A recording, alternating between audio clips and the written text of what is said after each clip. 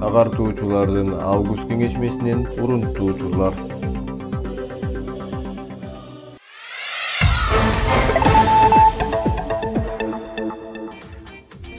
26 август күнү Түбө айыл маданият үйүндө агартуучулардын август кеңешмеси болуп өттү. Билим берүүгө 100 жыл трансформация, чакырыктар жана жаңы горизонттор темасынын алкагында 2024-2025 окуу жылына карата Түп райондук билим берүү кызматкерлеринин август кеңешмеси өткөрүлдү. Анда райондун ар тарабынан келген мугалимдер катышып, учурдагы жетишкендиктер менен көйгөйлөр талкууланды. Түп райондук билим берүү бөлүмүнүн башчысы Сейитбек Абдылдаев билим берүү системасында реформалар жана инновациялар, курулуп жаткан мектеп, бала бакчалар жөнүндө айтып берди.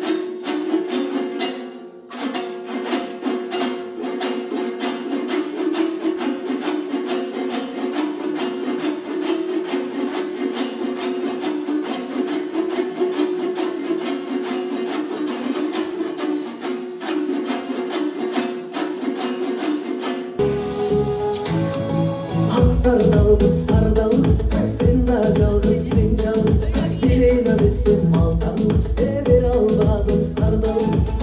Kuvana olkanın sardalız. Halberistin canından da çolukkanın sardalız.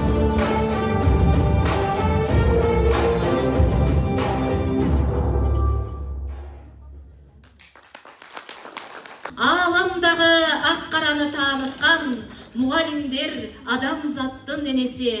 Мұғалім бұл бір мөмөлі дарақтай, тамырында білім суысы аққандай, табиатты жаш мұңға танытып, тал бастығы ташқа тамға басқандай. Деген ырсаптарында айтылғандай, мұғалім бүтіндей бір мұңды, келешекте қалыпқа салған кемеңгер. Мұғалім қандай ғана ардақты сөз. Мұғалім қылымдардан бері келе жатқан ескірбеген кесіп. Саламатсыздарбы, урматтуу кесиптештер, ардактуу ага эжелер, урматтуу Руслан Доктурбекович жана коноктор. Билим берүүгө 100 жыл трансформация, чакырыктар жана жаңы горизонттор аталышындагы 2024-2025 окуу жылына карата Түп райондук билим берүү кызматкерлеринин август кеңешмесин ачык деп жарыялаймын.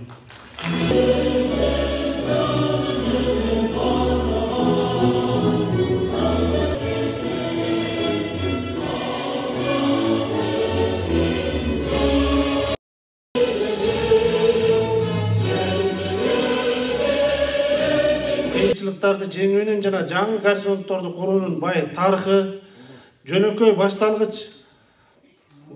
башталгычтан баштап заманбап билим берүү мекемелерине чейин өлкөдө бүгүнкү күндө олуттуу өзгөрүүлөр болуп келе жатат. Ошо 100 жылдыктын алкагында эң биринчи ушу революцияга чейинки билим берүү бул баарыбызга белгилүү. Тактап айтканда biz eti seniki sögü bizdiki dep biz moldalarga okutup turgan учур болчу. Андан кийинки советтик доор учурундагы билим берүү, ал эми кийинкиси болсо биздин азыркы учурдагы билим берүү системасын айтабыз. Негизги билим берүү системасынын заманбап чакырыктары жана көйгөйлөрү буларга артка шашпай отурсаңыз, каржылык чектөөлөр билим берүү сапатына жана жеткиликтүүлүгүнө жараша инфраструктуранын таасирин чоң таасирин тийгизет. Анткени канчалык каражат көп болсо, инфраструктура ошончолук жогорку деңгээлде болуп, жанагындай өзүбүздүн жаш муундарга инвестиция салууга дагы өнүп өсүүсүнө чоң шарттар түзүлөт. Андан кийинки биздин дагы бир көйгөйүбүз квалификациялуу кадрлардын жетиштиги. Айрым мектептерде жогорку билимдүү квалификациялуу мугалимдердин жетиштиги да көйгөй жаратууда. Андан кийинки дагы бир көйгөйүбүз болсо, бул билим берүү программаларынын эмгек рыногунда керектөөлөрүнө ылайык келбегендиги. Бул эмнени билгизет? Заманбап билим берүү системасы эмгек рыногунда кандай өзгөрүүлөр болсо, ошого жараша шайкеш келип турушу керек. Билим берүү системасындагы реформалар жана инновациялар, санариптик билим берүүнү өнүктүрүү, жаңы билим берүү стандарттарын киргизүү, кесиптик техникалык билим берүүнү өнүктүрүү, 12 жылдык мектеп моделине өтүү, Кыргызстандагы билим берүүнүн келечеги жана жаңы горизонттор, бизде жогорудагы айтып өтүп кеткендей эле санариптик билим берүү, 12 жылдык билим берүү системасы, Сингапур платформасы менен PISA тестине даярдыктарды көрүү, кесиптик билим берүү, PISA 2025, STEM технологияларын кеңири колдонуу, инновациялык ыкмалар жана мугалимдерди ноутбук менен камтуу жана акыркысы бул жерде бала бакчалардын дагы барган балдардын саны 40%га жеткирүү болуп саналат. Бул жерде бизге азыр таанышы болуп аткан 12 жылдык билим берүү системасы, PISA 25, STEM технологиялары деп турат мынакей. Ушу биздин 12 жылдык билим берүү системасына өткөндө дагы биздин өнөктөштөрдүн аябагандай жардамы чоң болот. Биз ошон үчүн биз бүгүнкү пленардык кеңешке айыл аймак башчыларын да чакырдык элек. Анткени ал жерде биздин бала бакча жана мектептерибиздин баардыгы ушул айыл өкмөттөрдүн балансында турат. Ал эми биздин азыркы учурда Түп районунда 35 билим берүү мектептер бар. Анын ичинен 33-ü жалпы орто билим берүү мектеп болсо, бир мектеп жалпы негизги билим берүү, ал эми бир мектебиз болсо башталгыч класс. Окуу тили боюнча алсак 12 мектеп кыргыз тилинде, 10 мектеп аралаш тилде, ал эми 3 мектеп орус тилинде. Андан кийин бизде бул мектептен сырткаркы бир уюм бар, бул балдар өспүрүмдөр чыгармачылык борбору. Бүгүнкү күнгө чейин өз ишмердүүлүгүн жүргүзүп келе жатат. Ал эми бакчаларга токтолсок, муниципалдык 10 сааттык бала бакчалардын бүгүнкү күндө саны 11, ал жерде болсо 1278 тарбиялануучу барып келет. Ал эми кыска мөөнөттүү 3 сааттык бала бакчалардын саны 10го жетет. Ал эми балдардын саны болсо 385. Келечек үчүн билим берүү долбоору аркылуу бул жерде дагы 10 мектепте ачылган турат. Ошон менен бул жерде кыска мөөнөттүк бала бакчанын саны 20га жетет. Ал эми мына жакын арадан бери үй түбүндө жеке ишкерлер менен иш алып баруу негизинде 5 жеке менчик бала бакча ачылган. Ал эми 2023-2024 кадрларга токтоло кетсек, район боюнча жалпы мугалимдердин саны 1127 мугалим эмгектенген. Мунун ичинде болсо пенсия курагындагы мугалимдер 182. Ал эми жаш мугалимдер 77 болгон, жетишпеген кадрлар 19 болгон. Биз бул жерде жетишпеген кадрлардын өзүңүздөр билесиздер, ошол мектепте иштеп жаткан мугалимдерге жүктөө жолу менен чечип келгенбиз. 2023-2024 окуу жылында 13.010 окуучу билим алды. Класс комплектин саны болсо жалпы 629, кыргыз тилинде 429, ал эми орус тилинде 200. Балдар өспүрүмдөр чыгармачылык борборунда 248 окуучу билим алды. Эми биз мектеп окуучуларынын билим сапатын аныктоо максатында район боюнча ар бир чейрек анан жылдыгы менен мониторинг жасаганбыз. Өткөнкү жылга салыштырмалуу айта кетсек, мынакей 2021-2022 окуу жылында 40%ды көрсөтсө, 2022-2023 окуу жылында билим сапаты 41%га көтөрүлгөн. Ал эми өткөн окуу жылында болсо 41,5%га көтөрүлүп 0,5%га өсүш болгон. Эми предметтик олимпиадага токтолсок, предметтик олимпиадада райондук турумда эң жогорку балды 1-2 орундарды камсыз кылган 22 окуучуну биз областтык олимпиадага жөнөткөнбүз. Ал жерден 3 окуучубуз байгелүү орундарды камсыз кылды. Ошол 3 окуучунун ичинен 2 окуучу республикага жолдомо алышкан. Республикага барып катышып, байгелүү орундарды камсыз кыла алышкан жок. Ардак грамота менен сыйланып келишти. Кийинки биздин көрсөткүч болсо, бул жалпы республикалык тестирлөөнүн жыйынтыгы 2023-2024 окуу жылында 11 класстын 717 бүтүрүүчүнүн ичинен 642 окуучу жалпы республикалык тест тапшырган. Бул тесттен 110 балдан жогоркулары 326 бүтүрүүчү болсо, ал эми 110 балдан жогоркусу 98 болгон. Ал эми 200дөн жогорку балды 4 окуучу алган. Ал окуучулар Сыдыкбек, Мамбет Сейитова, Кайдуев, анан Коёнкөз мектептеринен алышкан. Жалпы республикалык тестирлөөнүн 3 жылдык салыштырмалуу мониторингине токтолсок, 2021-2022 окуу жылында 48,4% болгон. 2022-2023 окуу жылында болсо 54,2%ды көрсөтүп 5,17%га өсүш болгон. 2023-2024 жолбосо ушул өткөн окуу жылыбызда болсо 66,6%ды көрсөтүп 12,15%га өсүш болду. Бирок бул жерден урматтуу кесиптештер, биз тиешелүү балды ала албай, алтын сертификат ала алган жокпуз. Ушул дүйнө чемпионатында силер билим берген окуучуңар Тасма айылынын тургуну 8 класстын окуучусу дүйнөдөн күрөш боюнча 3-орун алып келип мына куттуктадык Бекжан аттуу жигитибиз. Бул да болсо ушул жерде мугалимдер сабак берген, талим берген, тарбия аңгарды бергенсиңер, алда сиздердин салымыңар бар деп дагы баса белгилеп кетмекчибиз. Анан урматтуу Сейит Нуртаевич, урматтуу мектеп директорлор, 2023-2024 окуу жылына жакшы күн тартибин коюптусуңар, жакшы талаптарды коюптусуңар. Ал эми былтыркы өткөн окуу жыл өтүп кетти. Ага артты карап кылчайбастан алдыга умтулуу менен ишибизди кылалы. Алдыда келечекте ар бирөөбүз намыстаналы. Келечекте ар бирөөбүз кызыл аттестат бергенге, алтын тамга алганга, ушу ОРТ, ЖРТдан алдыңкы балдарды алганга бир чоң үмүт коелу. Ошол үмүтүбүз акталсын, окуучуларыбыз келечектери кең болсун деп бир жакшы тилек менен, жакшы көңүл менен ушу алдыга аз күндөр калды 1-сентябрга билим күнүнө жакшы бир көңүл менен барыңыздар. Сиздерди эч кандай критиковать эткенден алысмын. Только сиздерге жардам берүү жана көңүлүңөрдү көтөрүү максатында биз Түп райондук мамлекеттик администрация сиздерге жардам беребиз. Ошол себептен көйгөй болбош керек. Мына азыр слайдтарда көрдүк бардык маалыматтарды тең. Азыр мына дагы 30-да дагы 3 бала бакча ачылат. Дагы келечекте дагы мына 2000 азыр проектно-сметная документациялар дагы 3 бала бакчага 4 мектепке жасалып атат район боюнча. Бирок ар бир айылдагы көйгөйлүү бала бакча, мектептердин бардыгы курулуп жасалат.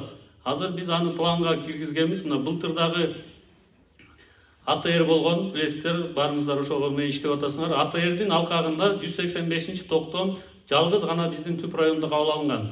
185-токтомдо кайсыл айылда мектеп көйгөйү, кайсыл айылда бала бакча куруш керек, кайсы мектеп куруш керек, кайсы айылдын таза суусуна чейин бардыгын киргизгенбиз. Ошол себептен маселе жаралбайт. Сиздерден бир эле өтүнүч, сураныч, ушу балдарыңарды, биздин балдарыбызды, Түп районунун келечегин, мамлекеттин келечегин алдыга бир жакшы максат коюп, ушул жерге жакшы билим тарбия берсеңиздер, ошол эле болгон бир эле сураныч сиздерден. Ишиңиздер ийгиликтүү болсун. Ар бир бала өзү максат коет астыга. Ошол максатына силер түрткү берип койсоңуздар, силердин чыган ушу билим берген, тарбия берген окуучуларыңар алдыда турса, министр болсо, президент болсо, бул сиздер үчүн да, биздер үчүн да сыймык болот. Ошол себептен сиздерге чын ден соолук, бакубат жашоо каалайм. Ушу силер тарбиялап аткан, ата-ангасын үйрөткөн, билим берип аткан окуучу уул кыздарыңар чыксын. Кыргызстандын желегин алыска желбиретсин. Алдыда 2024-25 жылдары Олимпиаданы, Кыргызстанды, дүйнөнү, областты жеңген окуучуларыңар мектептерден ар бирөөнөн чыга берсин. Ишиңерге ийгилик болсун, үй бүлөлүк бакыт болсун, ар дайым жолуңуздар ачык болсун. Рахмат. Жана албан ийгиликтерди каалайм. 21-чи кылымдын көндүмдөрү. Бул жердеги слайдта тургандай 21-чи кылымдын көндүмдөрүндө окуучулар кандай болуш керек? Көйгөйдү чечүүчү окуучулар болуш керек. Топтордо иштегенди билиш керек. Мугалимдер сапаттуу, лидер мугалим болуш керек. Биздин президентибиз Садыр Нуркожоевич айткандай, жаштар 21-чи кылымда өзүн ишенимдүү сезип, жогорку деңгээлдеги билимге жана көндүмгө ээ болуп, дүйнөлүк коомчулукта курдаштары менен ийгиликтүү атандаша алыш керек деп айткандай, 21-чи кылымда жакшы билим берүү үчүн төмөнкүлөргө ээ болуш керек. Окуу программасы, мазмуну, менин окуучуларым эмнени өздөштүрүш керек. Педагогика, мугалим, менин окуучуларым кантип билим алыш керек. Жана сөзсүз түрдө мектепте баалоо бар. Баалоо, менин окуучуларым программаны өздөштүрө алдыбы? Кыргыз Республикасынын 2018-2040 жылдарга карата улуттук өнүгүү стратегиясы. Кыргызстан кимдир бирөөнүн өнүгүү моделин башка моделдерден көчүрө албайт. Биз жаңы 1000 жылдыктын кыргыз элинин руханий баалуулуктары жана бири-бирине үй бүлөсүнө жаратылышка болгон мамилеси материалдык байлыктан жогору турган маданиятыбыздын негизинде өзүбүздүн идеологиябызды түзүшүбүз керек. Бул жеке адамдардын жана бүтүндөй коомдун максаттуу өнүгүүсүнө негиз болот. Жаңы билимге, сергек жашоо образына жана прогрессивдүү руханий баалуулуктарга умтулуу адамдын өнүгүүсүнүн негизги фактору болуп механизми тарбия иштери боюнча бул эми тарбия иштери боюнча болуп атат. Тарбия иштери боюнча бардык мектептерде 23-24 окуу жылында кабыл алынган программа менен былтыркы окуу жылында 10 багытта иш алып барылды. Бул болсо президенттин жарлыктарын, Билим министрлигинин, областтык мамлекеттик администрациясынын, Түбү райондук мамлекеттик администрациясынын жана Түбү райондук билим берүү бөлүмүнүн буйруктарын, каттарын, тескемелерин аткаруу менен тарбия иштери былтыркы окуу жылында жүргүзүлдү. 2023-24 окуу жылында Түп балдар өсүмдүк чыгармачылык борборунда жаңыланууну жана тарбиялоочулардын кызыгуусун арттыруу максатында эффективдүү, креативдүү ийримдер ачылды. Бул болсо робототехника, инфознайка, песочные фантазии, шахмат, АББ-дейка англис тилинде, АББ-дейка кыргыз тилинде өткөрүлдү. Слайдта көрүнүп тургандай, бул ийримдердин ачылышына Түбү райондук билим берүү бөлүмүнүн башчысы Абдылдаев Сейитбек Нуртаевичтин жана Скөл областык өнүктүрүү фондунун жардамы менен 10 дана компьютер, лего конструктор, 10 дана песочный столдор алынып келинип, ушул ийримдер былтыркы окуу жылында ачылып, ушул ийримде 23-24 окуу жылында 248 окуучу тартылып тарбияланышты. Биздин борборго тарбиялануучулардын жайгашуусу дал келбегендиктен 2 мектеп менен айкалыштырып иш алып бардык. Алар Өмүр Батыр мектеби жана Элебаев атындагы орто мектептер. 23-24 окуу жылында Түп балдар өсүмдүк чыгармачылык борбору ийгиликтүү аяктады. Борбордо жаңыланууну жана балдардын кызыгуусун арттыруу максатында креативдүү иш алып барылды. Көркөм өнөр, кол өнөрчүлүк, робототехника, хореография, кум менен иштөө жана башка багыттар боюнча тарбиялануучулар өздөрүнүн иштерин райондук иш-чараларда, областтык, республикалык сынактарга активдүү катышты. Жылдын жыйынтыгы менен жакшы жана эң жакшы өздөштүрүлгөн тарбиялануучулар грамоталар менен сыйланышты.